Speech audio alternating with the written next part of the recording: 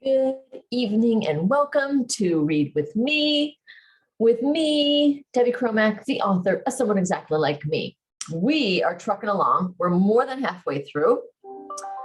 These two are in Italy. So this is a love story between Nicola Mancini, who is an Italian actor who is wanting to bring his career to America and have the American dream, build the American dream, and Destiny Cardone, who is a successful best-selling author who is in a little bit of a slump at the moment. And we meet them at the time that they meet each other, and they strike a deal to help each other get what they're looking for. So Destiny is obviously looking to boost her career back up, and Nico is wanting to build that American dream. So they strike this deal, and we follow them on their journey of making those things happen and their love story as they fall in love on that journey.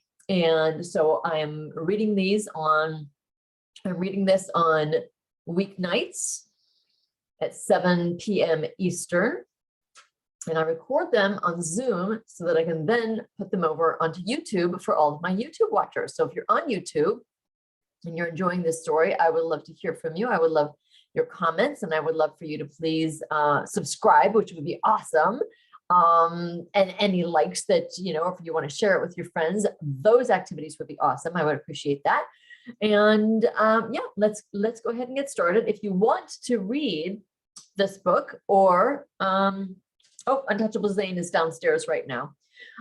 If you would like to, hey everyone, how are you? Hey Angel, how are you tonight? This book and Untouchable Zane are on Amazon in ebook and paperback and on Kindle Unlimited. And if you wanted a signed paperback, you can get that on my website. It's debbiecromack.com.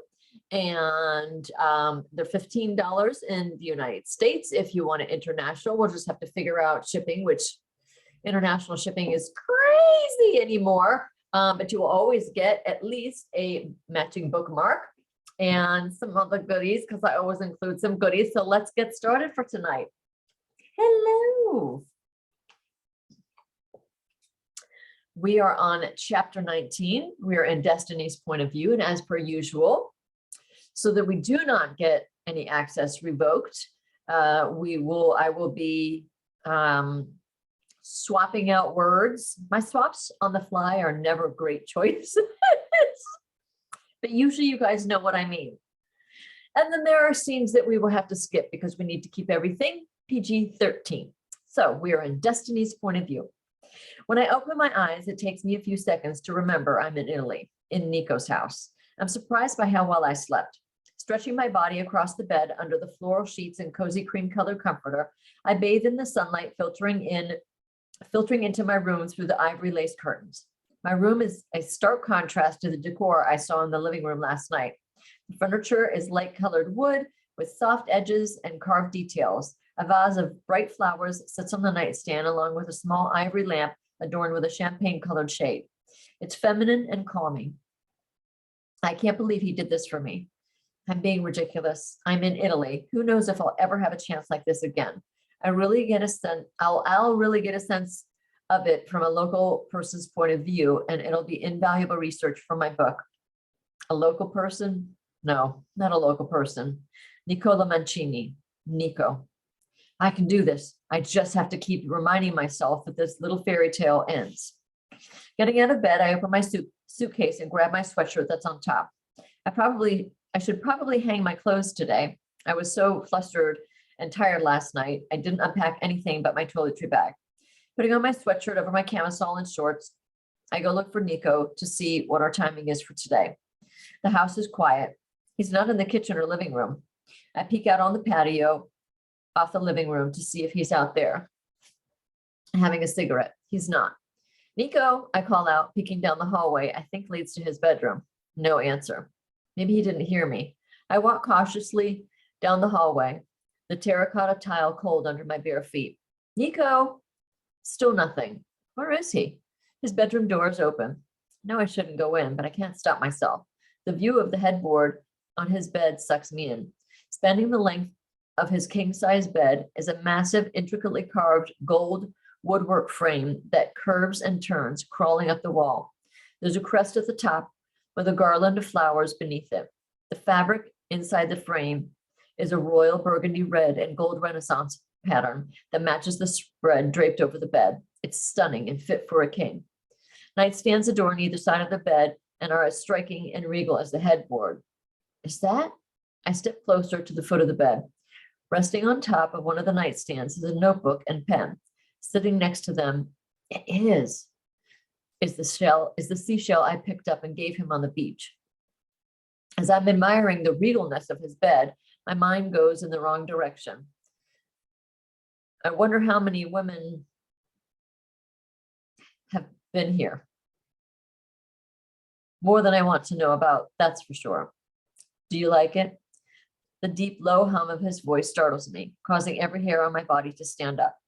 I gasp and spin around, stepping on his feet and crashing into his chest. He grabs hold of my arms. Nico, I say, stepping back off his feet, trying to catch my breath. He releases his grasp on my arms. I'm sorry. I didn't mean to invade your privacy. I couldn't find you, and I came down here and the door was open. I shouldn't have come in. It's okay, he smiles, heating the air in the room. You're welcome to be in here. He digs his hands into his pockets and shifts his eyes from me to his bed. It's beautiful, isn't it? Like a piece of artwork. I turn to look at it again. It really is exquisite. It's the first thing I bought for myself when I got my first paycheck from the movie. I'm sure you've put it to good use. That came out a bit more spiteful than I meant it to. No, I turn back to him.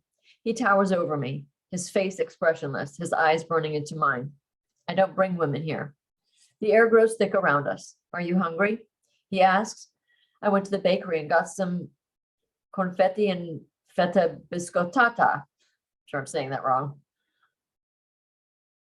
I don't know what they are, but they sound good. He turns, unblocking my path to the door, and extends his hand toward the doorway. We eat breakfast, and I go back to my room to unpack and shower. As I start hanging things in the beautifully carved wardrobe closet, I can't find one of the dresses I thought I packed. My bikini is also missing. I dig farther in the case, in case they got shuffled around in transit. When I get to the bottom, I pull out a two-piece white outfit and a black bikini. Candace! When I'm dressed and ready, I meet Nico in the living room. He scans me from head to toe. What? What is it? He smiles. You kind of look like a tourist. It's my fault. I didn't tell you. Most women in Italy wear dresses. You don't have to wear one if you're not comfortable, but you would look nice if you wore one. Oh, well, I had a dress, but it seems Candy switched out a few of my things. So all I have is a dinner dress and a less suitable dress Candy snuck into my suitcase. He laughs. Candy has good taste in dressing models. I'd like to see it on you. It's not really for a day walking around town. Okay, then I'll take you shopping first. I hadn't planned on spending money on anything but food while I'm here. I suppose it would be kind of fun to get a new dress in Italy. It'll be a souvenir from my trip. Okay, a new dress would be nice. And it seems I have some extra money to pay for it. I squint at him. He shoots me a wicked smile. I thought you meant $100 an hour. No, you didn't. You knew exactly what I meant. Well, it's done now. He shrugs and smiles. He drives us to a little town close to where we'll be exploring and takes me straight to a small boutique shop. When we walk in, the shop is quiet with only two women shopping. The woman behind the counter looks up, stops what she's doing, and smiles broadly as she steps out from behind the counter. Walking toward us, she opens her arms and embraces Nico as they kiss one another on both cheeks. They engage in a quick chat in Italian. Destiny, this is Maria. She's my mother's best friend's daughter, and she owns this boutique. He then says something in Italian using my name, so he must be introducing me. I smile at her and she beams back at me saying something to him. I have no idea what she said, but she seems very excited. She steps in toward me and kisses me on both cheeks, holding my shoulders in her chubby hands. Pleasure, she says, still beaming at me. See, pleasure. They start rattling off in Italian again, both of them eyeing me up and down. She makes different hand gestures, sizing me up. It sounds like he's explaining to her the things we'll be doing because I hear some of the words he said last night. She says lots of ahs. She tilts her head and cinches her hands together around my imaginary waist. It's Italian, so I'm not going to say it right. Le cosi piccola. He chuckles. Si. Then he says something else I don't understand. Si, si, he says. Si, si, she says, and scurries off, her thighs swishing together under her dress. Must be tired. I told her a few of the things we'll be doing, and she's going to pull some dresses for you. She said you're tiny, but she has some things that will fit you. You'll need a sweater to cover your shoulders when we go to the churches. Did you bring one? Brought a sweatshirt. I cringe a little, thinking that a sweatshirt probably isn't suitable. He chuckles. Okay, we'll get you a sweater. Feel free to look around while Maria gets some dresses. Okay, I wander through the boutique. It's filled with so many pretty dresses, from casual dresses to full-length gowns you'd wear to a ball. There's a whole separate room with stylish shoes, classy jewelry, and beautiful handbags. Though I don't need a dress, I have to admit that walking around the Italian boutique feels like I'm living in someone else's dream life. Destiny, Maria sings out my name and waves me towards her. I walk over to her and Nico meets me there. She talks excitedly in Italian and gestures to the dresses in the fitting room, holding up a few to show me the backs of them. She walks out and I walk in. Grazie. I tried to learn a few important words and phrases before I came. Prego. She claps her hands together. Her smile spreads across her full cheeks. Nico sits across from the fitting room in a large fancy chair that's covered in red velvet. Come out when you try them on. I want to see them on you. Okay, I say, closing the curtain. Out of the 10 dresses, there are 2 I don't like. As I put on the first dress, nude sandals are slid under my curtain. I put them on and they fit perfectly. When I come out in a red wrap maxi dress with white polka dots, he stands up. The dress has a low V-neck and ties at the waist. I like this one. It's pretty. I don't know if I'd wear it again when I get back home, though. Try on the others, he says, sitting back down. I try on the rest, liking 2 floral ones and the one I have on. It's a pretty green halter with tiny white flowers. I like this one, I say, as I spin in front of him, but I like the floral ones too. I'm not sure which one to get. Why don't you try them both on again and then you can decide. Are you sure? You must be getting bored. I'm not bored. I'm enjoying my fashion show. He smiles that sexy smile that melts me. Okay, I'll be quick. I gather the dresses I don't want and hand them to Maria. Can you tell her I won't be taking these? They talk back and forth and I close the curtain and change into one of the floral dresses. I come back out and spin. He nods. Then I put on the second one along with the white cardigan Maria put in the room for me. I come back out again. He nods. What do you think? I like them all, he says, rubbing his scruffy chin with his index finger. You're no help, I tease, spinning once more in the mirror.